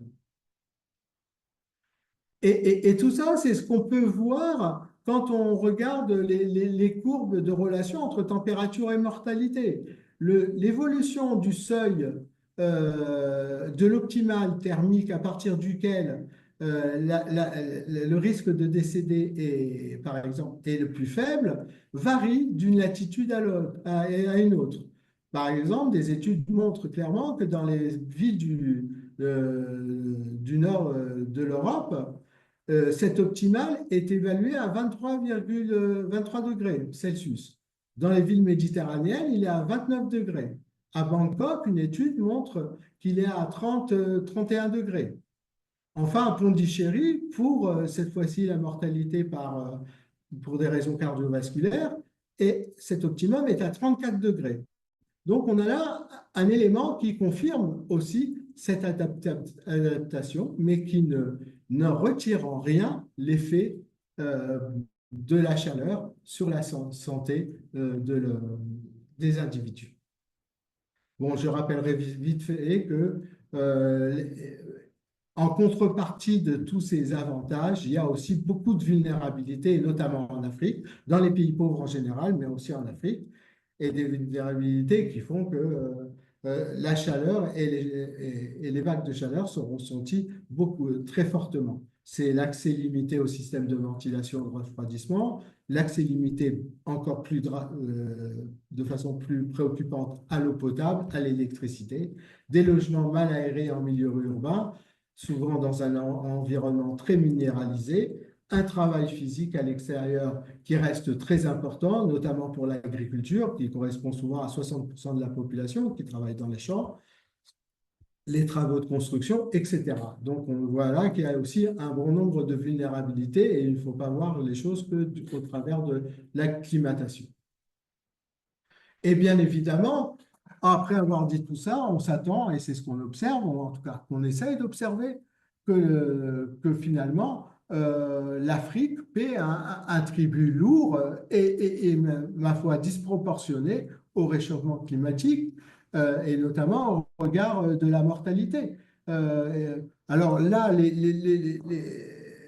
les connaissances sont moins assurées qu'elles ne peuvent l'être sur d'autres parties du monde, et souvent on doit se satisfaire de certaines estimations des organisations internationales. C'est ce que fait notamment l'OMS quand qui montre, par exemple, en termes d'observation, que depuis le début du 21e siècle, chez les personnes âgées de plus de 65 ans, la mortalité associée attribuée à la chaleur a augmenté de 85% en Afrique ou dans la région africaine de l'OMS qui correspond à peu près à toute l'Afrique. Et avec, bien sûr, comme vous le voyez sur le graphique de gauche, des variations selon les pays. Mais globalement, on voit déjà s'exprime, et notamment, on estime qu'il y a une relation importante et un effet important de la chaleur sur la santé et le risque de décéder des personnes âgées. Quand on fait de la projection maintenant, des simulations pour le reste du 21e siècle, on se rend compte là encore que quel que soit le scénario d'émissions de gaz à effet de serre, eh ben, c'est entre 50 et 500 décès supplémentaires pour 10 000 habitants qui vont être dus à la chaleur extrême d'ici la fin de ce siècle. Et ceci sur une très grande partie de l'Afrique, voire sur la totalité du continent, comme le montrent les cartes encadrées ici en rouge. Alors maintenant, venons-en à ce que nous avons observé dans une étude un peu observationnelle sur la relation entre la mortalité des enfants sénégalais et la chaleur extrême. Mais commençons d'abord par le lien entre réchauffement climatique et paludisme. Alors, ça a été un peu évoqué par Benjamin, j'y reviens, peut-être moins dans le détail, mais en tout cas, permettez-moi d'y revenir. Alors, disons d'abord, dans un premier temps, que les scientifiques, sur cette question, réchauffement climatique, paludisme, les scientifiques, eux, d'ores et déjà conviennent assez facilement que le réchauffement climatique modifie l'aire de distribution de certains arthropodes et vecteurs de maladies comme l'anophèle. Ça, c'est un fait avéré notamment en Afrique et qui a été beaucoup constaté en Afrique australe et avec le paludisme d'altitude. Mais il existe encore assez peu d'études qui sont aussi très controversées et on a compris un peu pourquoi en écoutant Benjamin sur l'effet du réchauffement climatique sur la transmission du paludisme. Alors, les entomologistes nous apprennent, et ça depuis fort longtemps, hein, que la chaleur associée à l'humidité, c'est toujours associé à l'humidité, accélère les cycles de développement à la fois des anophèles et des parasites, du Plasmodium falciparum, et modifie aussi les comportements de l'anophèle. Ça, globalement, pour aller vite, ça accélère bien sûr le développement du parasite à l'intérieur du vecteur et ça accélère les cycles biologiques de l'anophèle. Ça a pour effet quoi?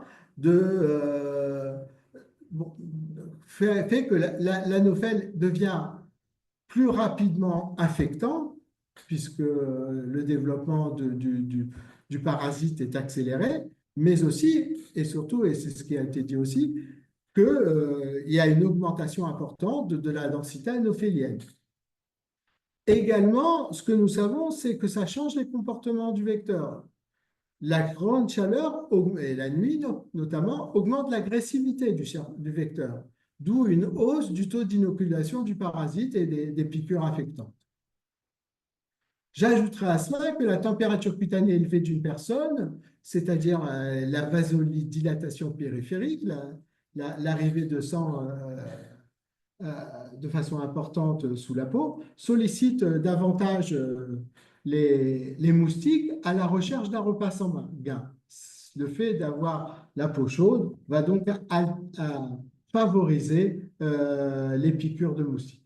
Enfin, j'ajouterais que pendant les nuits très chaudes, les personnes ont davantage le réflexe de dormir à l'extérieur et sans nécessairement se protéger avec des moustiquaires.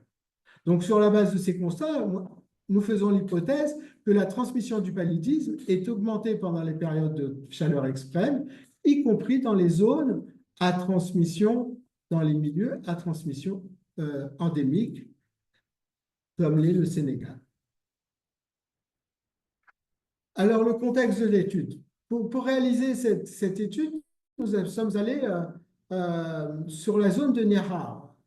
C'est une zone constituée d'une trentaine de villages regroupant environ 44 000 personnes, en tout cas en 2014, et située à l'est de Dakar, à environ 200 km dans la région du Sine.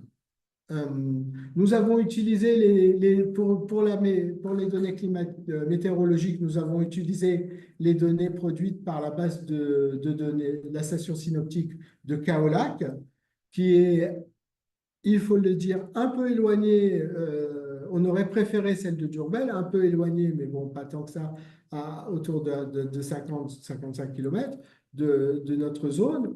On aurait préféré celle de Diourbel, mais là, nous avons été confrontés à un problème de complétude des données. Il y avait vraiment beaucoup trop de données manquantes. Les trous dans la raquette étaient trop importants pour qu'on puisse utiliser cette base de données. Donc, nous avons utilisé la base de données de Kaolack, en plus de celle du GESOD. Et pour la mortalité, c'est ce qui a expliqué que nous ayons travaillé sur la zone de Nera. C'est une zone d'observation de suivi démographique et sanitaire. Et là-bas, nous disposons de données sur la mortalité des enfants et sur les causes de décès depuis déjà les années 80. Et donc, c'est ce qui nous a permis de réaliser cette étude. Voilà. C'est ce qui j'explique que nous ayons travaillé là-bas. Alors, pour définir le contexte thermique, commençons par les vagues de chaleur. Et ici, comme on traite du paludisme, nous avons voulu regarder plus particulièrement les vagues de chaleur nocturnes. Il faut dire que l'Afrique, si elle se caractérise, elle est semblable aux autres parties du monde quant à l'évolution de la température et une augmentation rapide, peut-être se caractérise-t-elle, en tout cas c'est un point à noter, par une augmentation plus forte de la température nocturne que de la température diurne. Depuis le début des émissions de gaz à effet de serre, il y a une augmentation de 1,5 degrés à peu près. Elle est de 2 pour le jour, elle est de 2 degrés pour la nuit. Et ceci, nous retrouvons ceci au Sénégal, au Mali, au Burkina Faso, dans le Sahel. Donc, nous avons voulu regarder ce qu'il en était des vagues de chaleur nocturnes. Je rappelle, les vagues de chaleur nocturnes, les vagues de chaleur, ici, c'est toujours 3 jours consécutifs avec un Tmin, une température minimale ambiante supérieure au 95e percentile. Et nous constatons, de la même façon qu'on l'a fait pour toutes les orographies que nous avons présentées, que les vagues de chaleur, bien que présentes dans les années 80, étaient relativement peu fréquentes, d'une durée assez faible, de 3-4 jours maximum, alors qu'à partir des années 2000, on voit ces vagues de chaleur se multiplier, devenir vraiment très importantes, et aussi on note la présence de vagues de chaleur de durée beaucoup plus conséquente, avec 6, 7, 9 jours ou 9 nuits de chaleur extrême. On voit que là, ici, ce graphique représente les vagues de chaleur nocturnes, le nombre et le nombre de jours cumulés que cela a représenté. C'est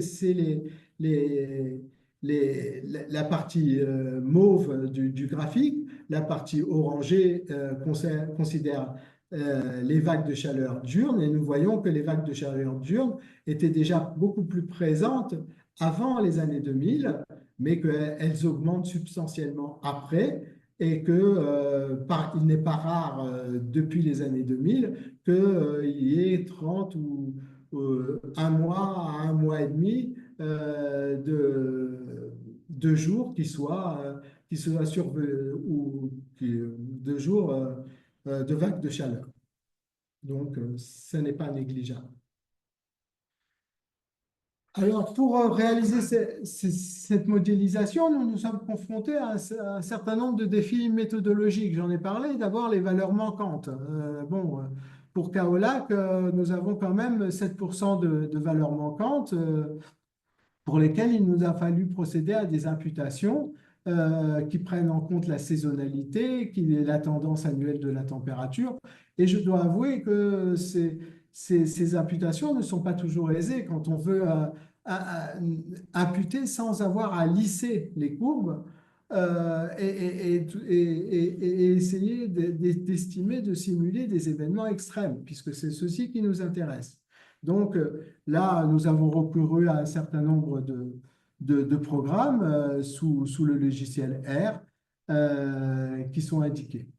Nous sommes confrontés aussi à la non-linéarité de la relation entre température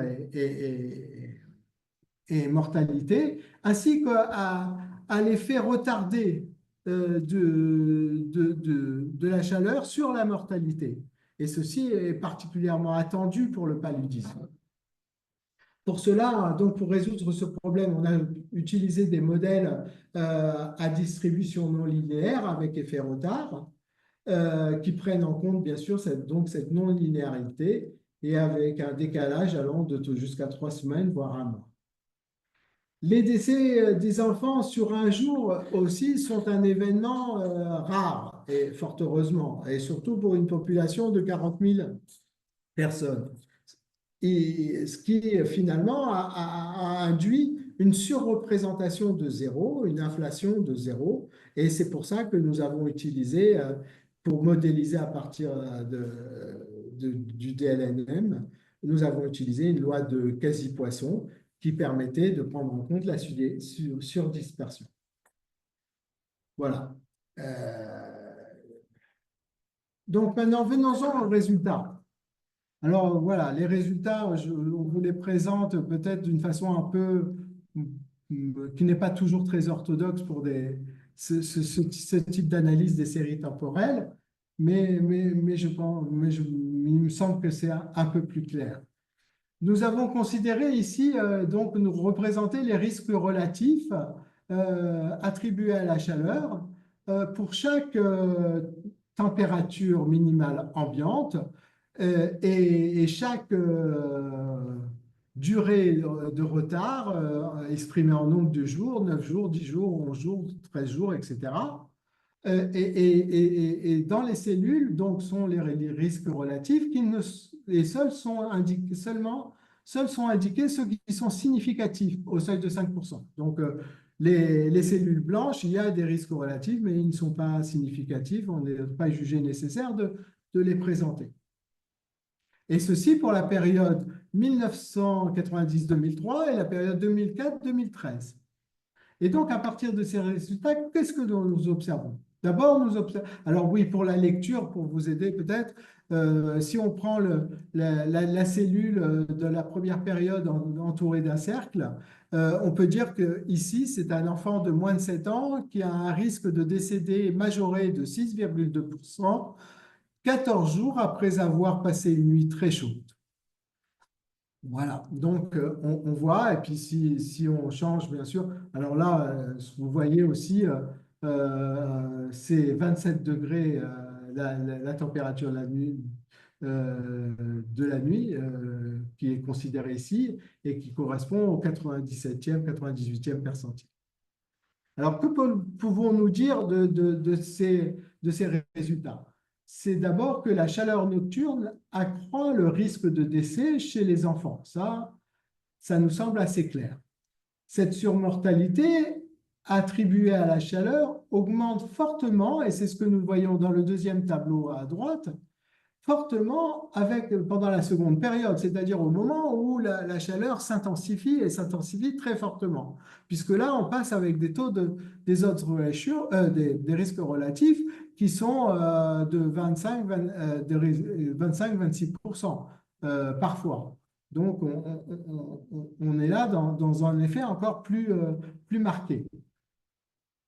De même, on note que la surmortalité survient de manière significative avec un décalage qui varie entre 6 et 15 jours après la nuit très chaude.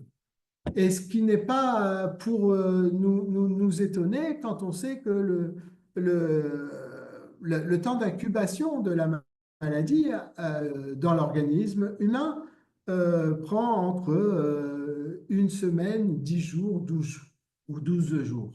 Donc là, on retrouve cette idée peut-être, ça va dans ce sens-là. Les décès aussi, et c'est ce que nous voyons avec le tableau en bas à droite, les décès pour lesquels la chaleur est modérée à élevée, c'est-à-dire là où nous avons des risques relatifs colorés en jaune ou en rouge,